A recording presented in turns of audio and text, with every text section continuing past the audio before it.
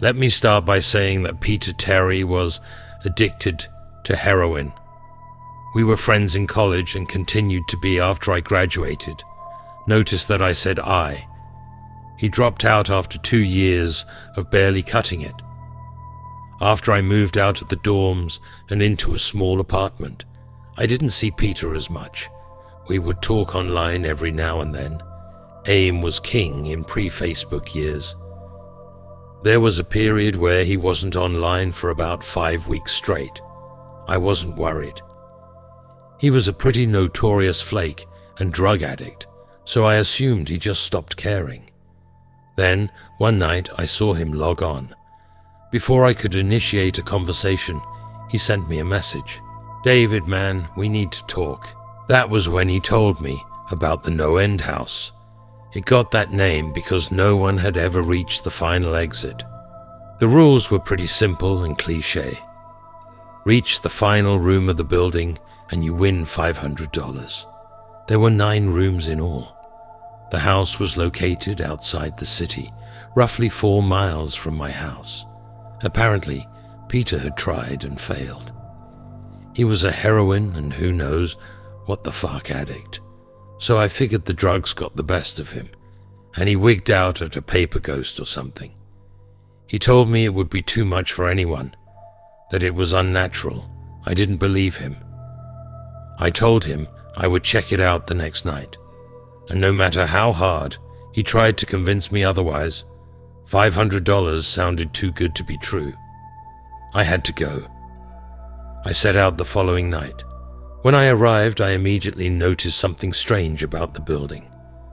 Have you ever seen or read something that shouldn't be scary, but for some reason, a chill crawls up your spine?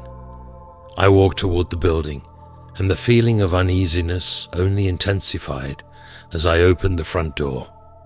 My heart slowed and I let a relieved sigh leave me as I entered. The room looked like a normal hotel lobby, decorated for Halloween. A sign was posted in place of a worker. It read, "Room 1 this way, 8 more follow. Reach the end and you win." I chuckled and made my way to the first door. The first area was almost laughable. The decor resembled the Halloween aisle of a Kmart, complete with sheet ghosts and animatronic zombies that gave a static growl when you passed by. At the far end was an exit. It was the only door besides the one I entered through. I brushed through the fake spider webs and headed for the second room. I was greeted by fog as I opened the door to room 2. The room definitely upped the ante in terms of technology. Not only was there a fog machine, but a bat hung from the ceiling and flew in a circle. Scary. They seemed to have a Halloween soundtrack that one would find in a 99-cent store on loop somewhere in the room. I didn't see a stereo, but I guess they must have used a PA system. I stepped over a few toy rats that wheeled around and walked with a puffed chest across to the next area. I reached for the doorknob and my heart sank to my knees. I did not want to open that door. A feeling of dread hit me so hard I could barely even think. Logic overtook me after a few terrified moments, and I shook it off and entered the next room. Room 3 is when things began to change. On the surface, it looked like a normal room. There was a chair in the middle of the wood-paneled floor. A single lamp in the corner did a poor job of lighting the area, casting a few shadows across the floor and walls. That was the problem. Shadows, plural. With the exception of the chairs, there were others. I had barely walked in the door and I was already terrified. It was at that moment that I knew something wasn't right. I didn't even think as I automatically tried to open the door. I came through. It was locked from the other side. That set me off. Was someone locking the doors as I progressed? There was no way. I would have heard them. Was it a mechanical lock that set automatically? Maybe. But I was too scared to really think. I turned back to the room and the shadows were gone. The chair's shadow remained, but the others were gone. I slowly began to walk. I used to hallucinate when I was a kid, so I wrote off the shadows as a figment of my imagination. I began to feel better as I made it to the halfway point of the room. I looked down as I took my steps, and that's when I saw it, or didn't see it. My shadow wasn't there. I didn't have time to scream. I ran as fast as I could to the other door and flung myself without thinking into the room beyond. The fourth room was possibly the most disturbing. As I closed the door, all light seemed to be sucked out and put back into the previous room. I stood there, surrounded by darkness, not able to move. I'm not afraid of the dark and never have been, but I was absolutely terrified. All sight had left me. I held my hand in front of my face, and if I didn't know what I was doing, I would never have been able to tell. Darkness doesn't describe it. I couldn't hear anything. It was dead silence. When you're in a soundproof room, you can still hear yourself breathing. You can hear yourself being alive. I couldn't. I began to stumble forward after a few moments, my rapidly beating heart the only thing I could feel. There was no door in sight. I wasn't even sure there was one this time. The silence was then broken by a low hum. I felt something behind me. I spun around wildly, but could barely even see my nose. I knew it was there, though, regardless of how dark it was. I knew something was there. The hum grew louder, closer. It seemed to surround me, but I knew whatever was causing the noise was in front of me, inching closer. I took a step back. I had never felt that kind of fear. I can't really describe true fear. I wasn't even scared I was going to die. I was scared of what the alternative was. I was afraid of what this thing had in store for me. Then the lights flashed for a second and I saw it. Nothing. I saw nothing, and I know I saw nothing there. The room was again plunged into darkness, and the hum became a wild screech. I screamed in protest. I couldn't hear this goddamn sound for another minute. I ran backwards, away from the noise, and fumbled for the door handle. I turned and fell into room 5. Before I describe room 5, you have to understand something. I am not a drug addict. I have had no history of drug abuse or any sort of psychosis short of the childhood hallucinations I mentioned earlier, and those were only when I was really tired or just waking up. I entered the NoEnd House with a clear head.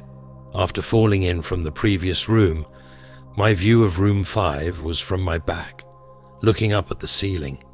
What I saw didn't scare me, it simply surprised me. Trees had grown into the room and towered above my head. The ceilings in this room were taller than the others, which made me think I was in the center of the house. I got up off the floor, dusted myself off, and took a look around. It was definitely the biggest room of them all. I couldn't even see the door from where I was. Various brush and trees must have blocked my line of sight with the exit. Up to this point, I figured the rooms were going to get scarier, but this was a paradise compared to the last room. I also assumed whatever was in room 4 stayed back there. I was incredibly wrong. As I made my way deeper into the room, I began to hear what one would hear if they were in a forest. Chirping bugs and the occasional flap of birds seemed to be my only company. That was the thing that bothered me the most. I heard the bugs and other animals, but I didn't see any of them. I began to wonder how big this house was. From the outside, when I first walked up to it, it looked like a regular house. It was definitely on the bigger side, but there was almost an entire forest in here. The canopy covered my view of the ceiling, but I assumed it was still there, however high it was. I couldn't see any walls either. The only way I knew I was still inside was that the floor matched the other rooms, with standard dark wood paneling. I kept walking, hoping that the next tree I passed would reveal the door. After a few moments of walking, I felt a mosquito fly onto my arm. I shook it off and kept going. A second later, I felt about 10 more land all over my skin. I felt them crawl up and down my arms and legs, and a few made their way across my face. I flailed wildly to get them all off, but they just kept crawling. I looked down and let out a muffled scream, more of a whimper, to be honest. I didn't see a single bug. Not one bug was on me, but I could feel them crawl. I heard them fly by my face and sting my skin, but I couldn't see a single one. I dropped to the ground and began to roll wildly. I was desperate. I hated bugs, especially ones I couldn't see or touch. But these bugs could touch me, and they were everywhere. I began to crawl. I had no idea where I was going. The entrance was nowhere in sight, and I still hadn't even seen the exit. So I just crawled, my skin wriggling with the presence of those phantom bugs. After what seemed like hours, I found the door. I grabbed the nearest tree and propped myself up, mindlessly slapping my arms and legs to no avail. I tried to run, but I couldn't. My body was exhausted from crawling and dealing with whatever it was that was on me. I took a few shaky steps to the door, grabbing each tree on the way for support. It was only a few feet away when I heard it, the low hum from before. It was coming from the next room, and it was deeper. I could almost feel it inside my body, like when you stand next to an amp. At a concert, the feeling of the bugs on me lessened as the hum grew louder.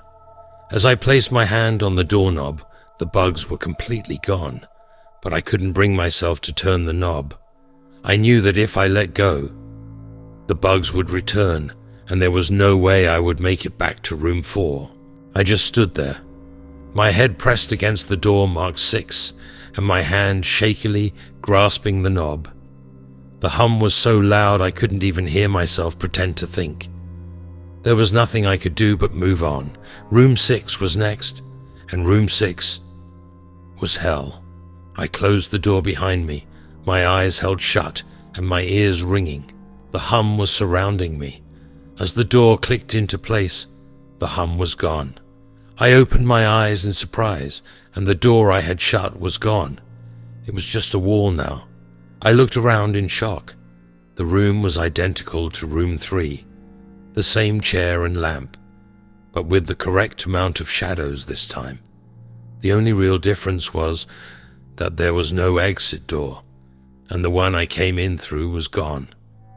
As I said before, I had no previous issues in terms of mental instability, but at that moment, I fell into what I now know was insanity. I didn't scream, I didn't make a sound. At first I scratched softly. The wall was tough, but I knew the door was there somewhere. I just knew it was. I scratched at where the doorknob was. I clawed at the wall frantically with both hands, my nails being filed down to the skin. Against the wood, I fell silently to my knees, the only sound in the room the incessant scratching against the wall. I knew it was there. The door was there. I knew it was just there. I knew if I could just get past this wall. "Are you all right?" I jumped off the ground and spun in one motion. I leaned against the wall behind me, and I saw what it was that spoke to me. To this day I regret ever turning around. There was a little girl. She was wearing a soft white dress that went down to her ankles. She had long blonde hair to the middle of her back, and white skin and blue eyes. She was the most frightening thing I had ever seen, and I know that nothing in my life will ever be as unnerving as what I saw in her. While looking at her, I saw something else. Where she stood, I saw what looked like a man's body, only larger than normal and covered in hair. He was naked from head to toe, but his head was not human and his toes were hooves. It wasn't the devil, but at that moment it might as well have been. The form had the head of a ram and the snout of a wolf. It was horrifying, and it was synonymous with the little girl in front of me. They were the same form. I can't really describe it, but I saw them at the same time. They shared the same spot in that room, but it was like looking at two separate dimensions. When I saw the girl, I saw the form, and when I saw the form, I saw the girl. I couldn't speak. I could barely even see. My mind was revolting against what it was attempting to process. I had been scared before in my life, and I had never been more scared than when I was trapped in the fourth room. But that was before room 6. I just stood there, staring at whatever it was that spoke to me. There was no exit. I was trapped here with it. And then it spoke again. "David, you should have listened." When it spoke, I heard the words of the little girl, but the other form spoke through my mind in a voice I won't attempt to describe.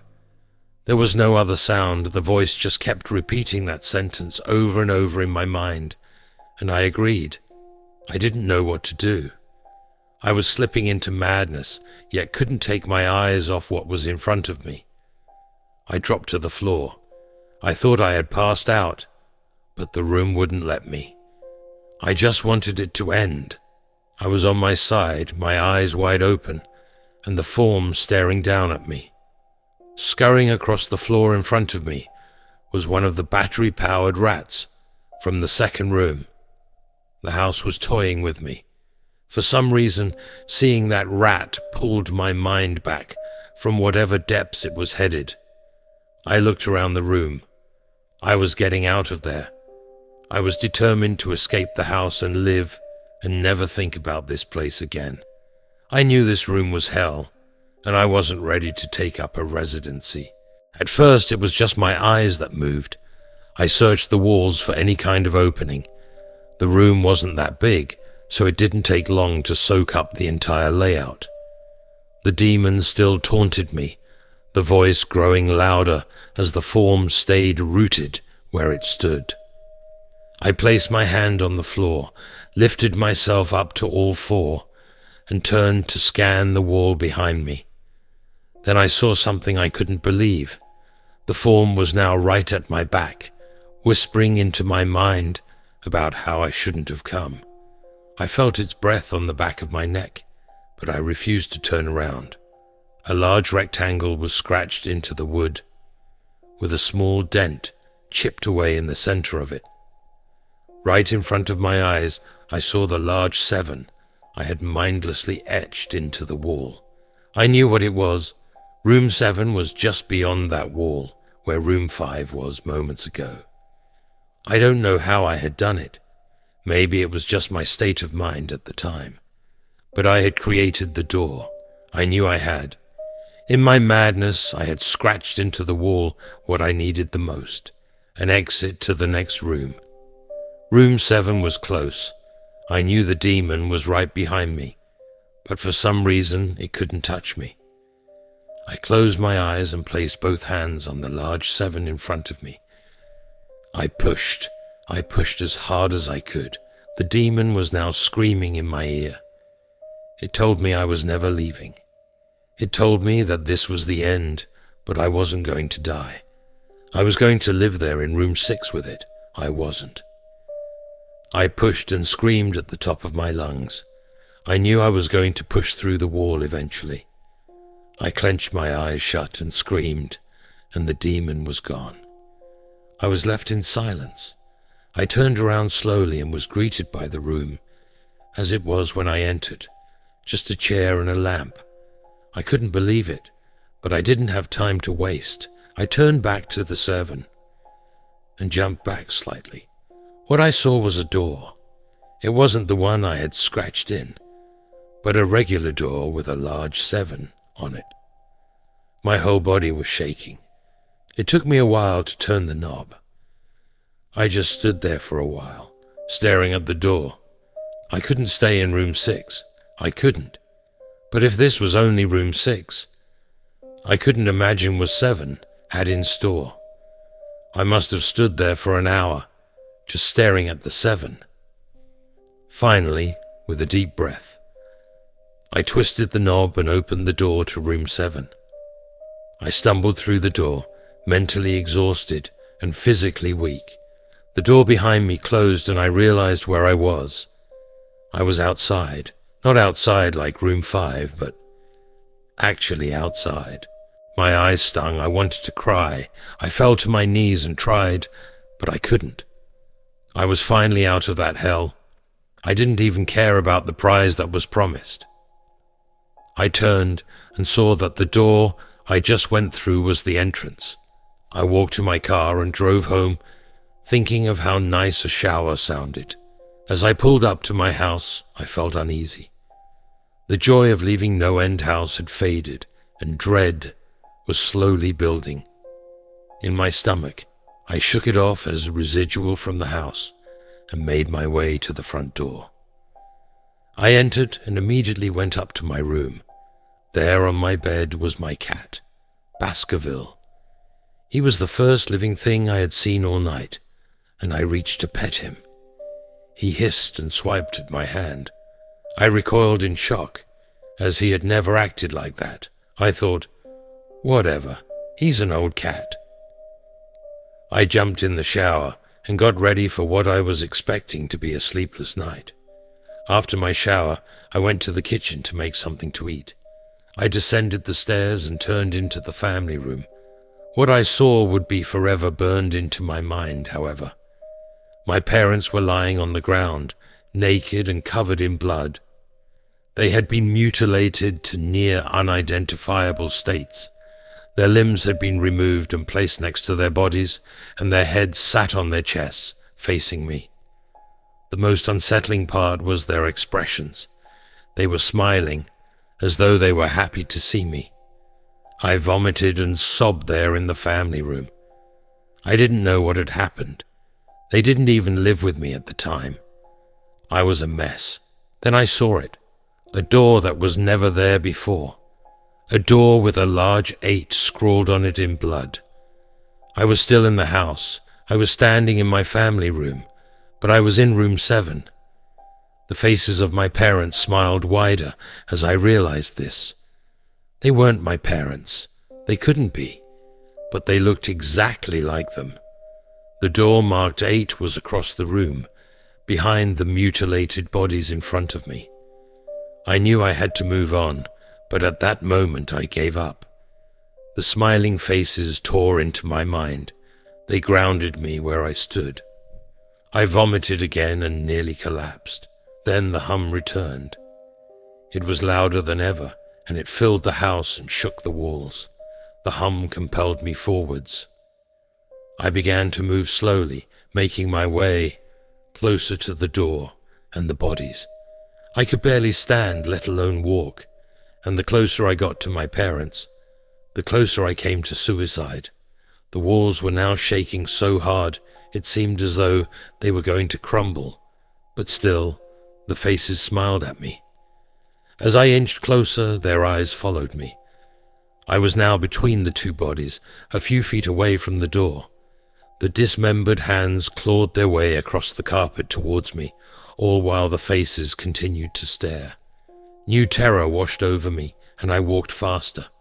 I didn't want to hear them speak. I didn't want the voices to match those of my parents. They began to open their mouths, and the hands were inches from my feet. In a dash of desperation, I lunged toward the door, threw it open and slammed it behind me. Room 8. I was done. After what I had just experienced, I knew there wasn't anything else this fucking house could throw at me that I couldn't live through. There was nothing short of the fires of hell that I wasn't ready for. Unfortunately, I underestimated the abilities of NoEnd House. Unfortunately, things got more disturbing, more terrifying, and more unspeakable in room 8. I still have trouble believing what I saw in room 8. Again, the room was a carbon copy of rooms 3 and 6, but sitting in the usually empty chair was a man. After a few seconds of disbelief, my mind finally accepted the fact that the man sitting in the chair was me. Not someone who looked like me. It was David Williams. I walked closer. I had to get a better look, even though I was sure of it. He looked up at me, and I noticed tears in his eyes. Please don't do it. Please don't hurt me. What? I asked. Who are you? I'm not going to hurt you. Yes, you are. He was sobbing now. You're going to hurt me, and I don't want you to. He sat in the chair with his legs up and began rocking back and forth. It was actually pretty pathetic looking, especially since he was me, identical in every way. Listen, who are you? I was now only a few feet from my doppelganger. It was the weirdest experience yet, standing there talking to myself. I wasn't scared, but I would be soon. Why are you? You're going to hurt me. You're going to hurt me. If you want to leave, you're going to hurt me. Why are you saying this? Just calm down, all right? Let's try and figure this. And then I saw it. The David sitting down was wearing the same clothes as me, except for a small red patch on his shirt, embroidered with the number 9. You're going to hurt me. You're going to hurt me.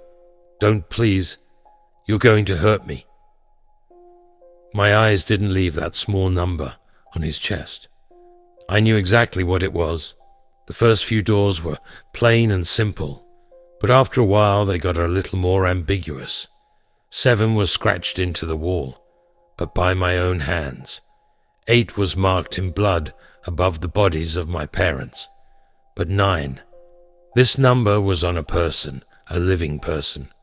Worse still, it was on a person that looked exactly like me. David, I had to ask. Yes, you're going to hurt me. You're going to hurt me. He continued to sob and rock. He answered to David. He was me right down to the voice. But that 9, I paced around for a few minutes while he sobbed in his chair. The room had no door, and similarly to room 6, the door I came through was gone. For some reason, I assumed that scratching would get me nowhere this time. I studied the walls and floor around the chair, sticking my head underneath and seeing if anything was below. Unfortunately, there was. Below the chair was a knife. Attached was a tag that read, "To David from management." The feeling in my stomach as I read that tag was something sinister. I felt like throwing up. The last thing I wanted to do was remove that knife from under that chair.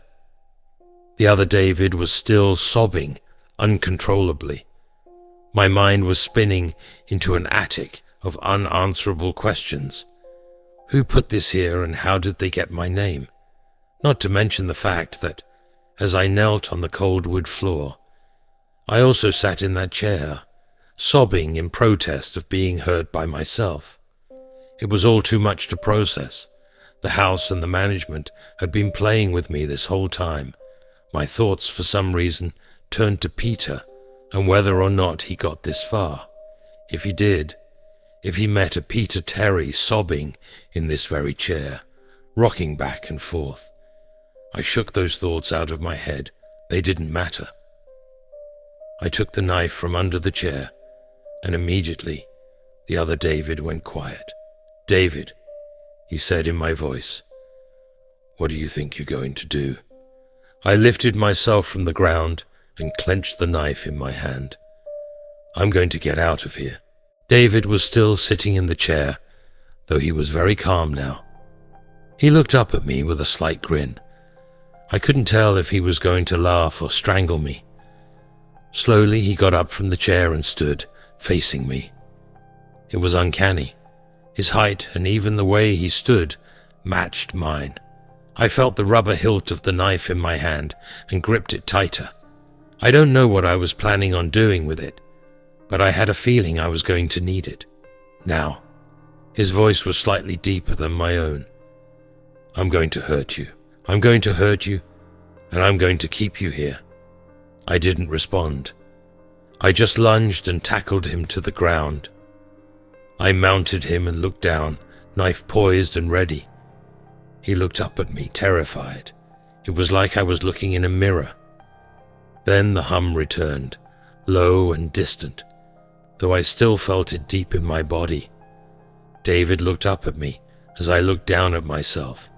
The hum was getting louder, and I felt something inside me snap. With one motion, I slammed the knife into the patch on his chest and ripped down. Blackness fell on the room, and I was falling. The darkness around me was like nothing I had experienced up to that point. Room 4 was dark, but it didn't come close to what was completely engulfing me. I wasn't even sure if I was falling after a while. I felt weightless, covered in dark. Then a deep sadness came over me. I felt lost, depressed, and suicidal. The sight of my parents entered my mind. I knew it wasn't real, but I had seen it, and the mind has trouble differentiating between what is real and what isn't. The sadness only deepened. I was in room 9 for what seemed like days, the final room, and that's exactly what it was, the end. NoEnd House had an end, and I had reached it. At that moment I gave up. I knew I would be in that in-between state forever, accompanied by nothing but darkness. Not even the hum was there to keep me sane. I had lost all senses. I couldn't feel myself. I couldn't hear anything. Sight was completely useless here. I searched for a taste in my mouth and found nothing. I felt disembodied and completely lost. I knew where I was. This was hell. Room 9 was hell. Then it happened. A light. One of those stereotypical lights at the end of the tunnel.